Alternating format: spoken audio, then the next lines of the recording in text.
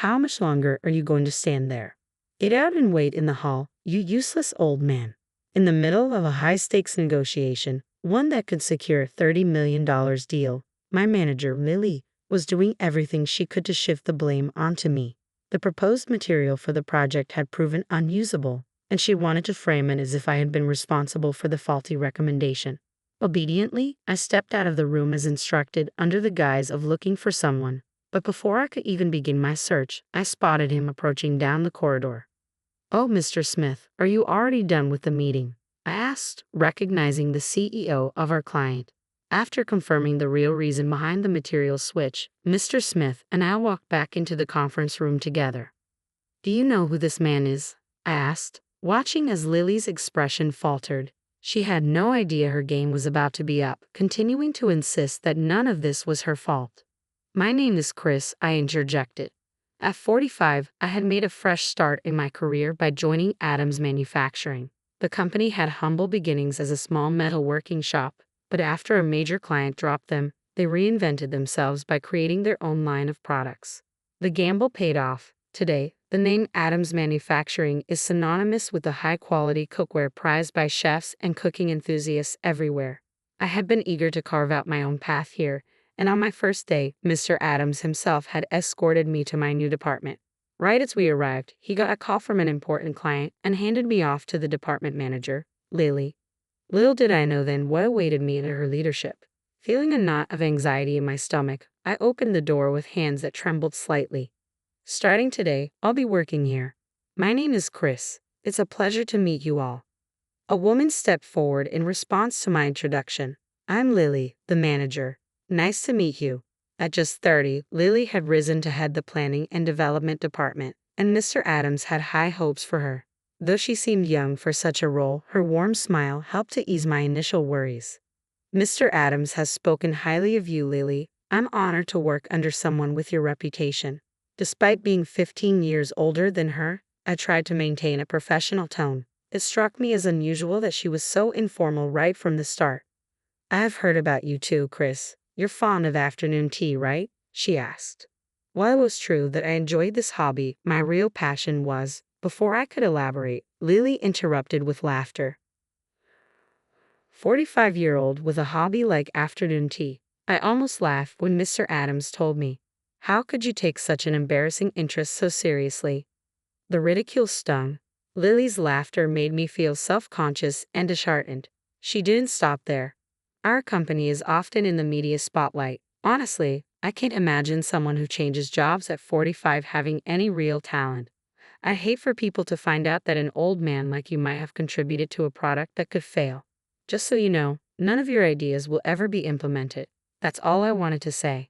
Lily quickly handed off all the details of the project to a nearby colleague and then returned to her desk, clearly treating me as an afterthought.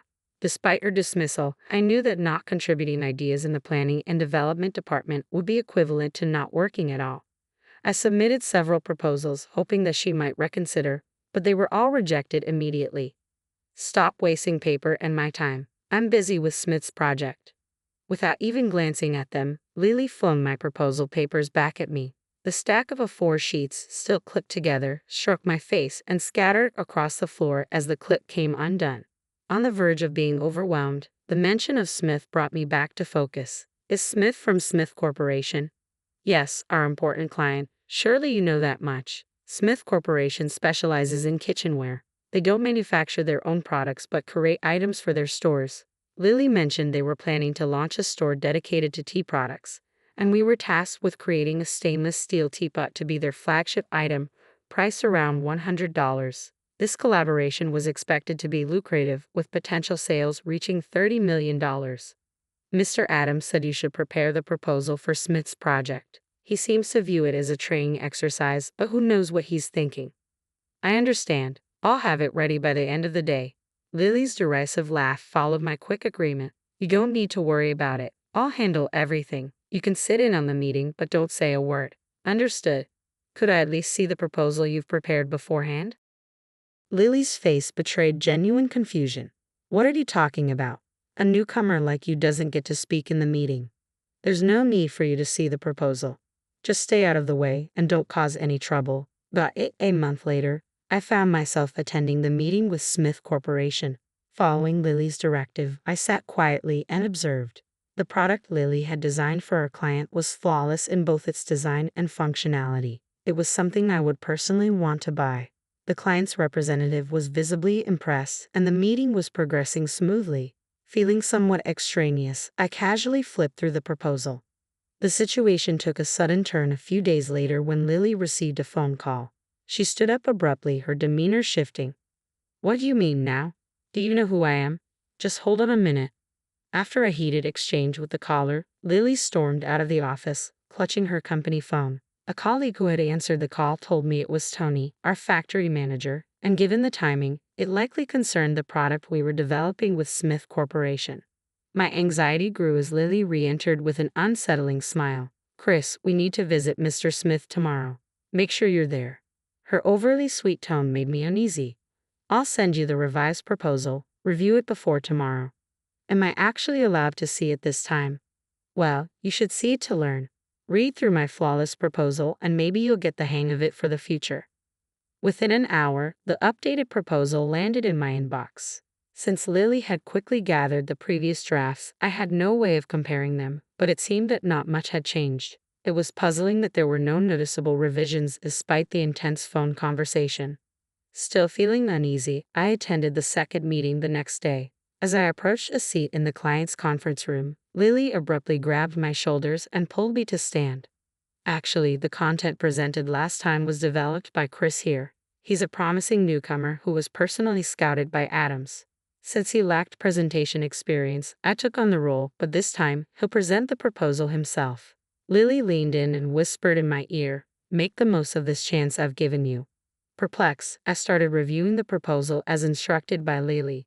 Despite the lack of changes from the previous version, I was required to explain it from scratch, which made little sense to me. I worried that presenting the same pitch might seem repetitive to the client, but they appeared engaged, likely understanding that I was new to this. Then, the client's comment made me realize what was happening. "Wait a minute, isn't the stainless steel composition different from last time?" The client's observation helped me grasp Lily's strategy. The stainless steel's resistance to rust is influenced by its chromium and nickel content. Lily's original proposal specified a composition of 20% chromium and 20% nickel, which minimized metallic taste and odor to the point where even top chefs wouldn't detect it. However, this composition made the material challenging to work with, a task that only Adams Manufacturing was equipped to handle. The clients had been impressed by this uniqueness.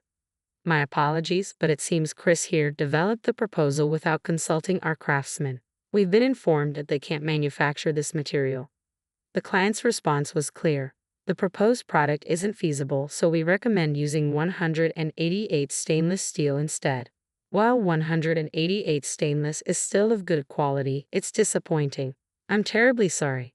Seizing the moment, Lily saw an opportunity to distance herself from the situation and shift the blame onto me. "Why are you still here? Get out and wait outside, you useless old man." It seemed Lily intended to pin the entire failure on me if the deal fell through. I complied with her orders and stepped outside, intending to find someone to talk to. Before I could even start, I saw George Smith approaching down the hallway.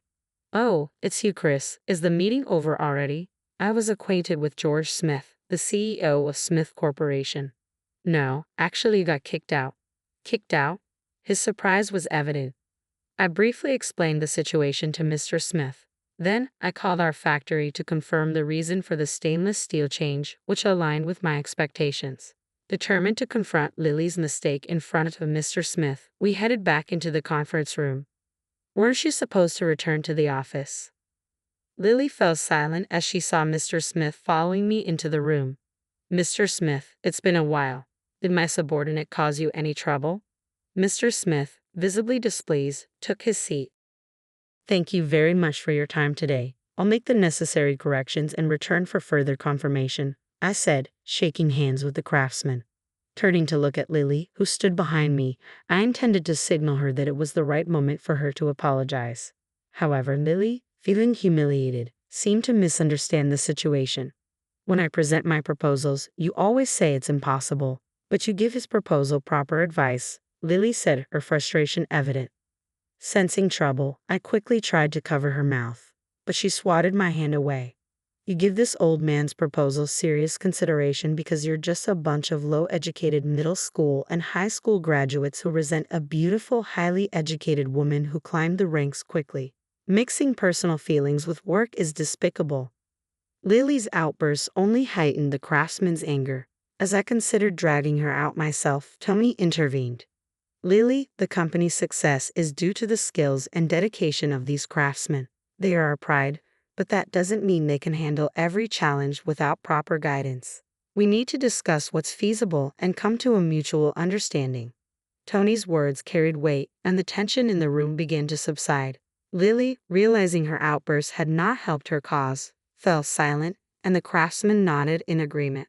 I do want to discuss things with them, but they always say it can't be done and refuse to have a proper conversation, Lily said, her voice tinged with frustration. Tony shot back, you call this a discussion? You always send your proposals via email and demand they be executed exactly as you outline. Every time, I have to step in and make phone calls just to get things moving. Consider my position for once. Tony paused, shaking his head. My dog listens better than you. It's laughable to call you highly educated. Lily's face flushed with anger at the comparison to a dog. I have a meeting with Mr. Adams. I'll tell him how you're all dragging down our development. I stepped in, pulling Lily aside to speak privately. Mr. Adams heard everything we just said. Lily's eyes widened in disbelief. You're lying. You think I'll bow down to them. Think again. It's not a lie, I said calmly. Mr. Adams was listening to see if you would show any remorse and perhaps lighten your punishment. That's why he was listening. I showed her the phone in call mode, and Lily's defiance crumbled. No, it's not my fault. It is your fault, I said firmly. What would have happened if the craftsman had resigned because of you? Anyone who can't consider the company's interests doesn't deserve to be a manager. Lily stared at the floor, her frustration barely contained. A month later, the prototype I had designed was finally completed. When I presented it to Mr. Smith, he was thoroughly impressed, and the contract was sealed without a hitch. As for Lily, she was slated to be transferred to the factory next month, a decision from Mr. Adams intended to make her reflect while working closely with the craftsman. However, I doubted it would make any difference. Each day she eyed me with dark, calculating intent. Her scheme became apparent just days before her transfer. I was abruptly summoned to the CEO's office, where I learned that a tea specialty store was selling a product eerily similar to mine. It didn't take long to suspect who was behind this. Lily. Determined to confront her, I returned to the office. She sat smugly at her desk, clearly unbothered. You sold my design to another company, didn't you? I accused. Lily smirked. I have no idea what you're talking about. If that's the game you want to play, I have my ways, I warned. Without wasting time, I went straight to the tea specialty store in question. The staff was shocked when I explained the situation. As it turned out, Lily had a contact in their planning department and had sold them the design under the table. Upon hearing the truth, the company was furious to learn that the product they believed was their own creation had been stolen. They immediately called in the person responsible, who, under pressure, quickly confessed. The store agreed to halt all sales of the product at once. To my surprise, when I showed their CEO the original prototype I had brought along, he was so impressed that he expressed interest in using it for their cafe spaces. This unexpected opportunity boosted my spirits as I returned to the office, pleased with how things had turned out. When Lily saw me walk in, clearly elated, she realized her plan had backfired. In a fit of rage, she threw the file on her desk to the floor, leaking client information to a competitor. You'll be terminated for cause, no doubt about it, I said firmly. Lily scoffed. I was going to quit this company anyway. You'll regret losing a talent like me. As it turned out, it was Lily who ended up regretting it. After her termination, she found it difficult to secure another job. While she could have easily found work had she been less selective, she refused to settle for anything less than a prestigious firm. Word spread that she had been contacting former colleagues, begging for introductions to high-profile companies, but no one wanted to recommend someone fired for cause. With no viable leads, Lily ended up working a temporary position inspecting products at a factory. She insisted it was just a stepping stone until something better came along, but her disdain for factory work quickly caught up with her. Her attitude earned her daily reprimands, with supervisors scolding her for looking down on her coworkers. She soon found herself in tears, reaching out once again to her former colleagues for help. But this time, I knew she needed to reflect on her choices, and it was best to let her face the consequences.